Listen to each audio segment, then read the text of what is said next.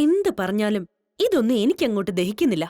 കാർത്തികേ, നിനക്കറിയാലോ, ഇന്റർനാഷണൽ ഫ്രോഡാ ഞാൻ.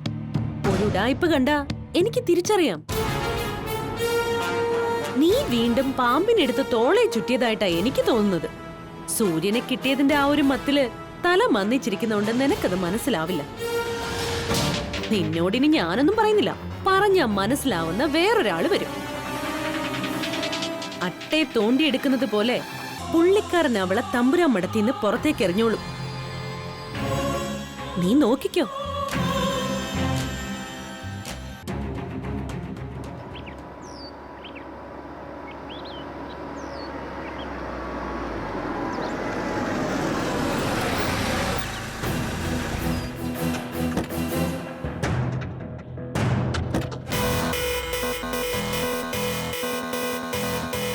ഇതെന്തിനാ വിശ്വേട്ടൻ ഈ മാരണത്തെയും കൂട്ടിക്കൊണ്ടു വന്നത്?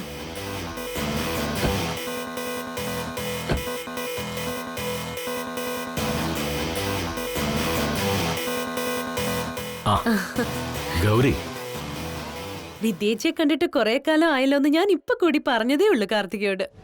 നിങ്ങളൊക്കെ സ്നേഹം കൊണ്ട് വീർപ്പ് മുട്ടിക്കുന്നുണ്ടല്ലേ മോളെ വിദ്യേച്ചി എപ്പോഴും ഇങ്ങോട്ട് വരാത്തത്.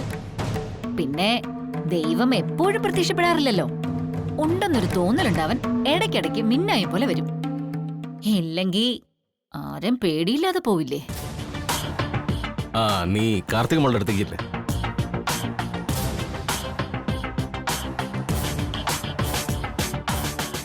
അവളെവിടെ? കിച്ചണിലുണ്ട്. വാ.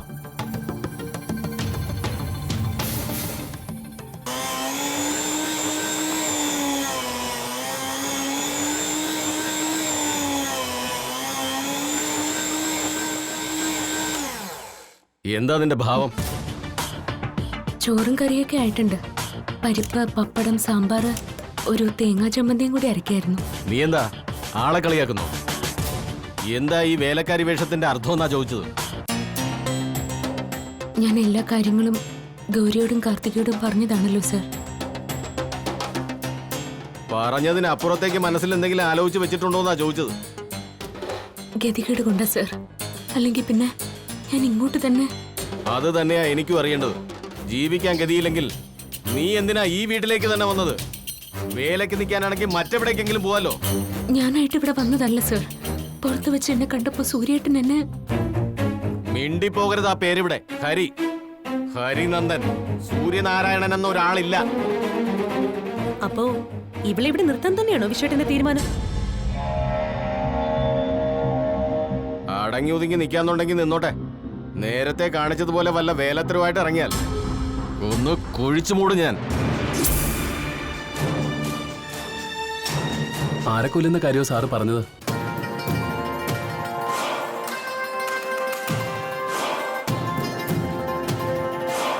അത് ഒരു കോഴിയെ കൊല്ലുന്ന കാര്യമാ. ചിക്കന്റെ പുതിയ വെറൈറ്റീസ് പറഞ്ഞു കൊടുക്കായിരുന്നു ഞാൻ ഇവൾക്ക്. അല്ല, കൊന്നു കുഴിച്ചു മൂടുമെന്ന് സാറ് പറഞ്ഞല്ലോ. ചിക്കൻ ഇപ്പൊ ഒരുപാട് വെറൈറ്റി ഇല്ലേ Hari? Grilled chicken, chicken barbecue, bucket chicken, അതിലൊരു പുതിയ വെറൈറ്റി ആയത്. അല്ല, എന്നിട്ട് ഇപ്പൊ എന്താ തീരുമാനത്തിലെത്തിയത്? ജീവനോടെ നിർത്തി പൊരിക്കുന്നതാ എനിക്കിഷ്ടം. തന്തൂരി സ്റ്റൈൽ. ഞാൻ പറഞ്ഞത് ഓർമ്മയുണ്ടല്ലോ, റെസിപ്പി. ആഹാരത്തിന് വേണ്ടിയിട്ടാണെങ്കിലും ഒരു ജീവിയോട് അങ്ങനെയൊക്കെ ചെയ്യുന്നത് സങ്കല്പിക്കാൻ പോലും ആവില്ല സാർ എനിക്ക്. സാറ് വന്നു എന്നറിഞ്ഞ് അന്വേഷിച്ചു വന്നതാ. ഭക്ഷണത്തിന്റെ കാര്യമൊക്കെ നിമിഷം നോക്കിക്കോളും. സാർ വാ, നമുക്ക് അങ്ങോട്ടിരിക്കാം. വാ. രക്ഷപ്പെട്ടു എന്ന് നീ കരുതണ്ട. നിന്നെ ഇവിടെ നിർത്താന്ന് സമ്മതിച്ചത് വിശ്വേട്ടൻ എന്തോ നാവുപിഴ പറ്റിയതാ. മിനിറ്റ് വെച്ച് നിന്നെ പുകയ്ക്കുന്നത് കാണിച്ചു തരാൻ ഞാൻ. എന്നാ കാണിച്ചു താടി. കാണിച്ചു തരാനോ? അപ്പൊ മൊത്തം ആക്ടിംഗ് ആയിരുന്നല്ലേടി? എന്റെ ഭർത്താവിനെ എന്ത് വില കൊടുത്തും തിരിച്ചു പിടിക്കാനല്ലേടി ഞാൻ നോക്കൂ. ജീവിക്കാൻ ഗതിയില്ല, സഹായിക്കണോന്നൊക്കെ പറയുന്നത് വിശ്വസിക്കാൻ കാർത്തികയെ പോലെ നിന്റെ തലയ്ക്ക് ഓളമാണോ? എന്ത് ധൈര്യമാടി നിനക്ക്? വെച്ചിട്ടുണ്ട് നിനക്ക്.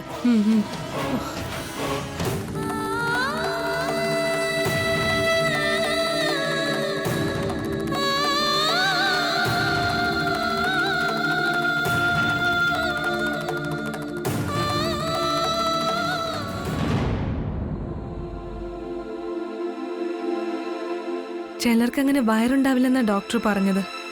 എന്നാലും ഇപ്പൊ മാസം 3 ആയില്ലേ? 3 ആയോ? 3 മാസവും 4 ദിവസവും തീയതിയൊക്കെ ഞാൻ കുറിച്ചിട്ടിട്ടുണ്ട്. ആയെന്ന് തോന്നുന്നു. നീ എന്താ മോളെ ഇക്കാര്യം ഒന്നും ശ്രദ്ധിക്കാത്തത്? അമ്മയുടെ സ്ഥാനത്ത് നിന്ന് ഇതൊക്കെ പറഞ്ഞു തരേണ്ടത് ഞാനാ. വാ. ഏട്ടത്തിയെ കണ്ടില്ലല്ലോ. വന്നപ്പോ തന്നെ ഞാൻ വിദ്യയെ കാർത്തിക മോളുടെ അടുത്തേക്ക് പറഞ്ഞു വിട്ടു. ഏട്ടാ, ആ സുഖമല്ലേ മോളെ? ഇവൾക്കൊരു സൂക്ഷ്മവും ഇല്ല. ഇപ്പോഴും കൊച്ചുകുട്ടികളെ പോലെ ഓടിച്ചാടിയ നടപ്പ്. അവള് കുഞ്ഞല്ലേടി. സൂക്ഷിക്കേണ്ട സമയല്ലേ ഇത്? എന്തെങ്കിലും സംഭവിച്ചാ പിന്നെ പറഞ്ഞിട്ട് കാര്യമുണ്ടോ? ദേവുന് എന്തു പറ്റി? ഹ, നല്ല കാര്യമായി. ഹരിക്കിപ്പോ അക്കാര്യം ഓർമ്മയില്ലേ? എന്താ എന്താ ദേവു ഇത്? ഞാൻ അത് പറയാൻ വിട്ടു. ഹരിക്ക് ഓർമ്മയുണ്ടാവുന്ന ഞാൻ കരുതിയത്. വിട്ടുപോയിന്നോ? നിങ്ങളുടെ ജീവിതത്തിലെ ഏറ്റവും സന്തോഷകരമായ വാർത്തയല്ലേ ഇത്? എന്താ ദേവു?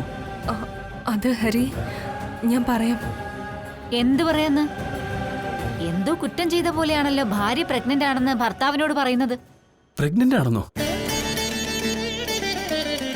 ഹരിക്ക് ഓർമ്മയില്ലേ ഇതൊന്നും?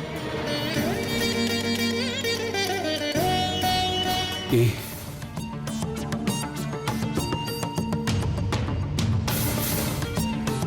ഇല്ലെന്നാണോ പറഞ്ഞത്?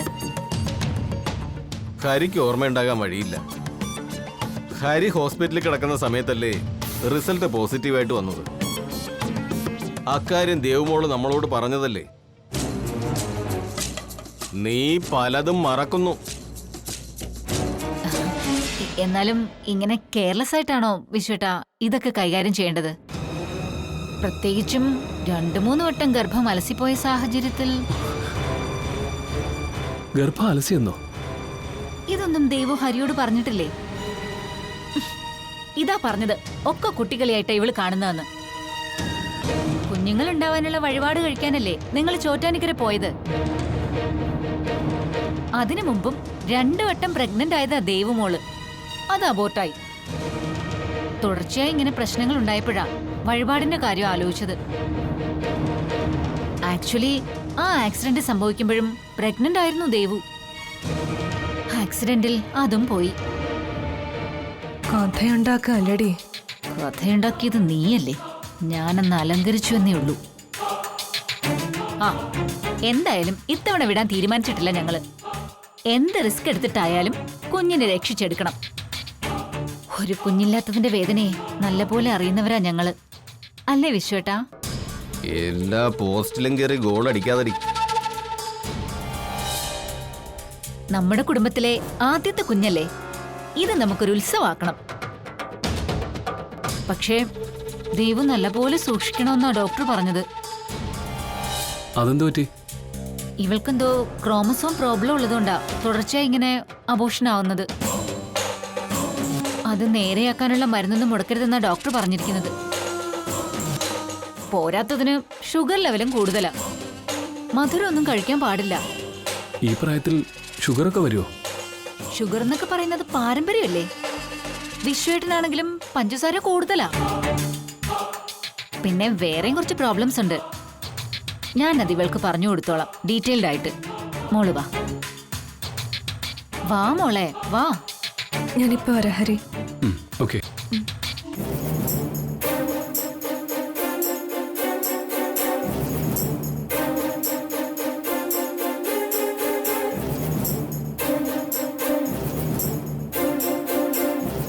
ഹരി എന്താ ആലോചിക്കുന്നത്?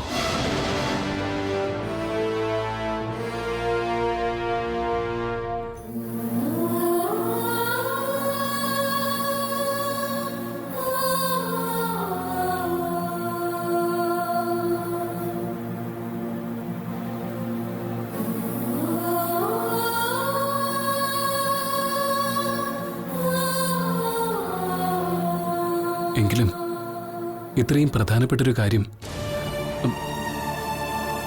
ഞാൻ മറന്നുപോയത് എങ്ങനെയാ? ആക്സിഡന്റിന് മുമ്പുള്ള കാര്യങ്ങളെല്ലാം ഹരി മറന്നില്ലേ? പിന്നെ ഇത് മാത്രമായിട്ട് ഓർമ്മയിൽ നിൽക്കില്ലല്ലോ.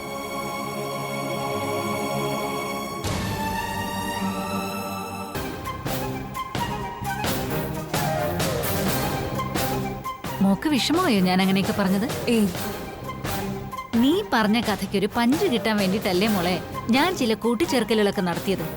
വിദ്യയെടുത്ത് എന്ത് ചെയ്താലും അത് മോളുടെ നന്മയ്ക്ക് വേണ്ടിയാകും. അറിയാമടി. അതാണ്. എന്തു? അല്ല, മോളിപ്പോ മനസ്സിൽ പറഞ്ഞില്ലേ, അത് എടുത്ത് കേട്ടു. ചായ വേണ്ട.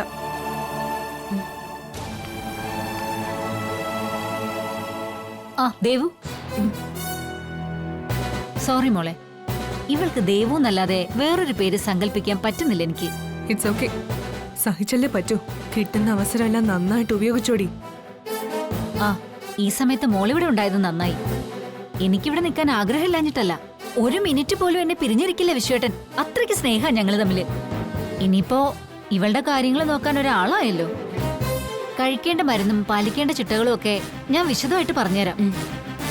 കാർത്തിക മോളെ, മോൾ അങ്ങോട്ട് ചെല്ലേ.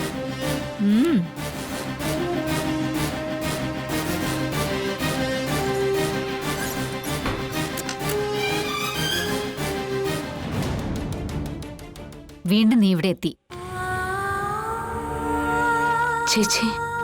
സാരമില്ല മോളെ, ചില ബന്ധങ്ങൾ അങ്ങനെയാ, അകലാൻ ശ്രമിക്കും തോറും അടുത്തുകൊണ്ടിരിക്കും. അത് നമ്മളൊന്നുമല്ല, ദൈവം നിശ്ചയിക്കുന്നതാ. എന്റെ മനസ്സ് പറയുന്നത് സൂര്യനെ നിനക്ക് തന്നെ മടക്കി കിട്ടുമെന്നാ. അവളുടെ കാര്യത്തിൽ എനിക്ക് ചില സംശയങ്ങളൊക്കെ ഉണ്ട്.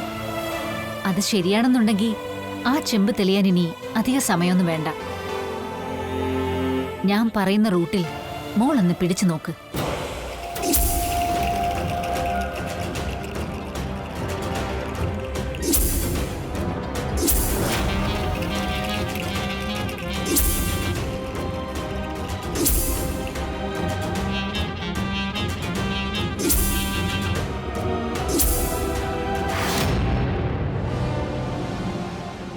നന്ദിയുണ്ട് ചേച്ചി. ആരോരും സഹായത്തിനില്ലാതിരുന്ന എനിക്ക് വേണ്ടി ചേച്ചി ഇത്രയൊക്കെ. നീ ജയിക്കുമ്പോ നിന്നിൽ കൂടി ഞാനാ ജയിക്കുന്നത്. ജീവിതത്തിൽ ഒരു വട്ടമെങ്കിലും ഈ വിദ്യാലക്ഷ്മി ഒന്ന് ജയിച്ചോട്ടെ.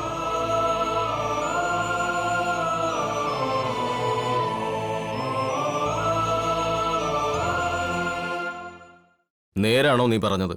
അതെ വിശ്വേട്ടാ, സൂര്യനെ തിരിച്ചു പിടിക്കാൻ വേണ്ടിട്ടാ ഇവിടെ നിൽക്കുന്നതെന്ന് അവൾ എന്നോട് പറഞ്ഞു. പറഞ്ഞു വിടണം വിശ്വേട്ടാ അവളെ. ഇവിടെ ഇനി ഒരു നിമിഷം പോലും നിർത്താൻ പറ്റില്ല. നമ്മൾ അവളെ എങ്ങോട്ടും പറഞ്ഞു വിടുന്നില്ല. പിന്നെ നീ പറഞ്ഞതുപോലെ അവളൊരു ബോംബ് തന്നെയാ ഗൗരി. ഏത് നിമിഷവും പൊട്ടാവുന്നൊരു ബോംബ്. അവളെ ഇവിടുന്ന് പുറത്താക്കാൻ പലവട്ടം നോക്കിയിട്ട് നടന്നില്ല. ജയിലിൽ കയറ്റിയിട്ടും കൊലക്കയറുമായി ചെന്ന കാലന്റെ തൊട്ടടുത്തു നിന്നും അവൾ മടങ്ങി വന്നു. അതിന്റെ അർത്ഥം എന്താ? അവൾ അങ്ങനെയൊന്നും പോവില്ലെന്ന്. ചാക്കി കെട്ടിക്കൊണ്ടുപോയി കളയുന്ന പൂച്ചയെ പോലെ ജീവൻ ഉള്ളിടത്തോളം കാലം അവൾ മടങ്ങി വന്നുകൊണ്ടേയിരിക്കും. അപ്പോ വെരി സിമ്പിൾ. ആ ജീവൻ അങ്ങ് ഇല്ലാതാക്കണം. അതിന് ശ്രമിക്കാഞ്ഞിട്ടാണോ വിശ്വേട്ടാ? വിശ്വേട്ടൻ തന്നെ പലതവണ നോക്കിയതല്ലേ. അപ്പോഴെല്ലാം നമുക്കൊരബദ്ധം പറ്റി. ആ ശ്രമങ്ങളെല്ലാം വീടിന് വെളിയിൽ വെച്ചായിരുന്നു. റോഡിൽ, ജയിലിൽ, ഹോസ്പിറ്റലിൽ അതൊക്കെ ശ്രദ്ധിക്കപ്പെടും. പക്ഷെ വീടിനുള്ളിൽ വെച്ചായാലോ? സ്റ്റെപ്പിലൊന്ന് തലയിടിച്ച് വീണാൽ, അതല്ലെങ്കിൽ ബാത്ടപ്പിൽ വെച്ച് ഷോക്കേറ്റാൽ, അതുമല്ലെങ്കിൽ ഗ്യാസ് പൊട്ടിത്തെറിച്ചാൽ വലിയ അന്വേഷണമൊന്നും വരില്ല. ഇനി വന്നാൽ തന്നെ മനഃപൂർവ്വമല്ലാത്ത നരഹത്യയ്ക്ക് ഒരു കേസ്. അതൊക്കെ നമുക്ക് ഹാൻഡിൽ ചെയ്യാം. അത് കൊള്ളാലോ വിശ്വേട്ടാ. അവളെ ഇപ്പോൾ പുറത്ത് വിടുന്നത് കൊണ്ട് മറ്റൊരു അപകടം കൂടിയുണ്ട്. മുമ്പത്തെ പോലെയല്ല. ആ ACP പ്രിയ ദേവുവിന് സഹായമായിട്ടുണ്ട്. തമ്പുരാമടവും കമ്പനിയൊക്കെ തട്ടിയെടുത്തു എന്ന് പറഞ്ഞ് സൂര്യന്റെ ഭാര്യ എന്ന നിലയിൽ അവൾ ലീഗലി മൂവ് ചെയ്താൽ നമ്മൾ പെടും. മറ്റൊന്നും നോക്കാതെ കോടികളുടെ ബാങ്ക് അക്കൗണ്ടുകളൊക്കെ പോലീസ് ഫ്രീസ് ചെയ്യും. പിന്നെ തൊടാൻ പറ്റില്ല ആ 1000 കോടിയുടെ സ്വത്തിൽ. ഓ, അങ്ങനെ ഒരു കെണിയുണ്ടല്ലേ? അതാ പറഞ്ഞത് ദേവുവിനെ ഇവിടെ വെച്ച് തീർക്കണമെന്ന്. ഗൂഢാലോചന കഴിഞ്ഞെങ്കിൽ പോകായിരുന്നു. ഓ, നമുക്കൊക്കെ എന്ത് ഗൂഢാലോചന. എന്നെ തോൽപ്പിക്കാനുള്ള മാസ്റ്റർ പ്ലാനില എന്റെ ഭാര്യ. സ്വയം വീഴാൻ വേണ്ടി വാരിക്കുഴി കുത്തിക്കൊണ്ടിരിക്കുന്നയാളെ കൈയടിച്ച് പ്രോത്സാഹിപ്പിക്കണമെന്നുണ്ടോ ഭാര്യ? ഭർത്താവിനെ ഉപദേശിക്കുന്നത് ഞാൻ നിർത്തി. എന്തിനാ കുടങ്കമഴ്ത്തി വെച്ച് വെള്ളം ഒഴിക്കുന്നത്? ഗൗരി, എനിക്ക് പറയാനുള്ളത് നിന്നോടാ. നീ ചെറുപ്പാ. ഇങ്ങനത്തെ ഉപദേശവും ഗൂഢാലോചനയും ഒക്കെയാ കാർത്തികയുടെ ജീവിതം ഒരു വഴിക്കാക്കിയത്. നിനക്കും ആ ഗതി വരാതെ സൂക്ഷിച്ചോ. ജീവിതം മുഴുവൻ നിങ്ങൾക്കിതേ പറഞ്ഞിട്ടുള്ളൂ. അഭിനയം അത് പൂർത്തിയാക്കാൻ ദൈവം അനുവദിക്കില്ല.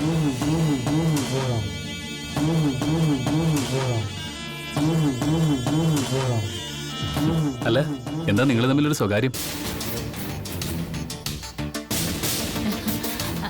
അത് പറഞ്ഞ ഭയങ്കര തമാശയാ. ഞങ്ങൾ ഇനിയും പ്രണയിച്ചു കഴിഞ്ഞിട്ടില്ല. ഈ ഒരു ത്രില്ല് പോകണ്ടെന്ന് കരുതിയാ കുട്ടികൾ പോലും വേണ്ടാന്ന് വെച്ചത് അല്ലേ വിശ്വേട്ടാ? വാസ്തവത്തിൽ നിങ്ങളൊക്കെ ഞങ്ങളെ കണ്ട് പഠിക്കണമെന്നാ ഞാൻ പറയുന്നത്. അല്ലേ അനിയത്തിക്കുട്ടി?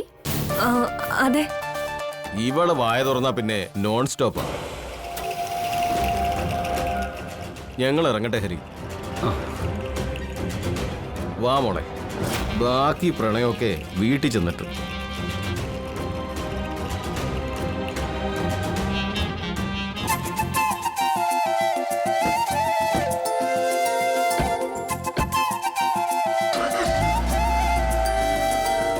ശരിക്കും അസൂയ തോന്നുക അവരുടെ സ്നേഹം കണ്ടിട്ട്. ഇവിടെ ഒരാൾക്കും അതൊക്കെ ആവാലോ. ആരാ പറഞ്ഞത് വേണ്ടാന്ന്? വാ.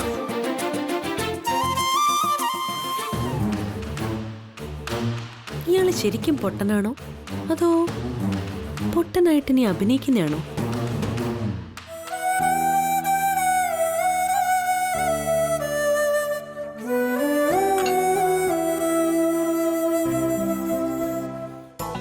ഇവൾക്കൊരു ചെറിയ പണി കൊടുത്തേക്കാം.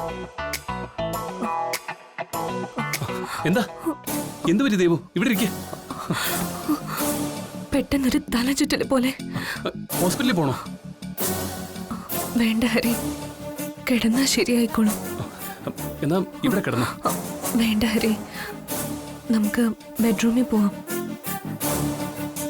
താമ്പാ.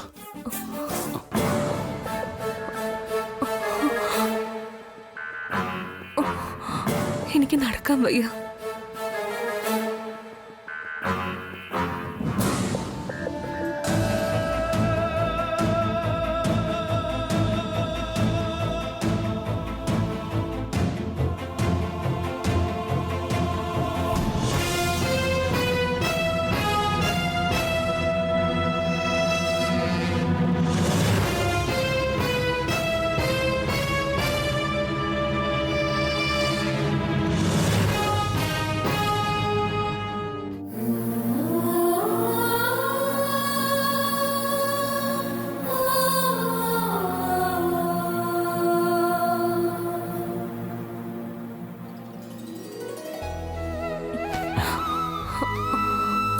ഹരി, എന്താ ദേവു? എന്റെ അടുത്ത് കിടക്ക്. തമ്പുരാൻ മഠത്തിന്റെ ഹാളിൽ നിന്ന് ഈ ബെഡ്റൂം വരെ ഒരുപാട് ദൂരം ഉണ്ടായിരുന്നെങ്കിലെന്ന് കൊതിച്ചു പോവുക ഞാൻ. അതെന്തിനാ? അത്രയും സമയം കൂടി എനിക്കങ്ങനെ ഹരിയുടെ കൈകളിൽ കിടക്കാമായിരുന്നല്ലോ. അതിനെന്താ? ഇപ്പം മാത്രമല്ല, ഇനിയുള്ള കാലം മുഴുവൻ ഈ കൈകളിലായിരിക്കും എന്റെ പൊന്നു. ഇതെന്താ പുതിയ പേരൊക്കെ? എന്താ വിളിക്കേണ്ടതെന്ന്, എത്രയാ സ്നേഹിക്കേണ്ടതെന്ന് എനിക്കിപ്പോഴും അറിയില്ല. അത്രയധികം സന്തോഷത്തിലാണ് ഞാനിപ്പോ. എന്റെ കുഞ്ഞിനെയും വയറ്റി പേറിയല്ലേ എന്റെ ദേവു ഇപ്പം ജീവിക്കുന്നത്. ഹരി, ഞാനൊരു കാര്യം ചോദിച്ചാ എന്റെ ഹരിക്ക് എന്നോട് ദേഷ്യമാവോ? എന്റെ ദേവുവിനിപ്പോ എന്നോട് എന്ത് വേണമെങ്കിലും ചോദിക്കാം. ആകാശത്തിലെ അമ്പിളി മാമന് വരെ. നടക്കുമെന്ന് നമുക്കൊന്ന് ട്രൈ ചെയ്ത് നോക്കാം. അതൊന്നും അല്ല. പിന്നെ ഞാൻ വീണ്ടും പറയാ, ഇഷ്ടപ്പെട്ടില്ലെങ്കിൽ അതങ്ങ് മനസ്സിൽ നിന്ന് മായ്ച്ചു കളയണം. ഞാൻ ചോദിച്ചിട്ടേ ഇല്ലെന്ന് കരുതണം. ദേവു ചോദിക്ക്. നമുക്കിപ്പോ ഈ കുഞ്ഞ് വേണോ?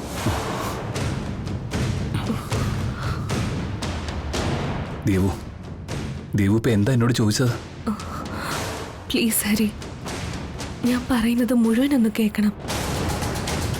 ഹരിയുടെ സ്നേഹം, സാന്ത്വനം, സാമീപ്യം അതൊന്നും അനുഭവിച്ച് കൊതി തീർന്നിട്ടില്ല എനിക്ക്. ഈ പ്രായത്തിലെ ആനന്ദം, പിന്നീട് ഒരിക്കലും കിട്ടില്ല. അതിനിടെ ഒരു കുഞ്ഞ് പിറന്ന ദേവു തന്നെയാണോ എന്നോട് ഇത് ചോദിച്ചത്? ഹരി, ഞാൻ പറഞ്ഞത് മതി, നിർത്ത്. ഒരു കുഞ്ഞിന് വേണ്ടി എത്ര കഷ്ടപ്പെട്ടതാ നമ്മള്. എത്ര നേർച്ചകൾ, പ്രാർത്ഥനകൾ, വഴിപാടുകൾ. അതിനിടെ ഉണ്ടായ അബോഷനുകൾ. എന്നിട്ടും ദേവുവിന് എങ്ങനെ തോന്നി എന്നോട് ഇത് ചോദിക്കാൻ? ക്ഷമിക്കണം ഹരി, ഞാൻ കാല് പിടിക്കാം. ഹരിയോടുള്ള സ്നേഹം കൊണ്ട് ഒരു ബുദ്ധിമോശം പറഞ്ഞു പോയതാ ഈ മണ്ടി. ഇഷ്ടപ്പെട്ടില്ലെങ്കിൽ മനസ്സിൽ നിന്ന് മായ്ച്ചു കളയണമെന്ന് പറഞ്ഞിരുന്നല്ലോ ഞാൻ. സോറി ഹരി. എന്റെ കുഞ്ഞിനെ വയറ്റിൽ പേറുന്നു എന്ന് കേട്ടപ്പോ ആകാശം മുട്ട ഉയരത്തിലായിരുന്നു എന്റെ മനസ്സിൽ ദേവു. അവിടെ നിന്ന് എത്ര പെട്ടെന്നാ നിലത്ത് വീണത്.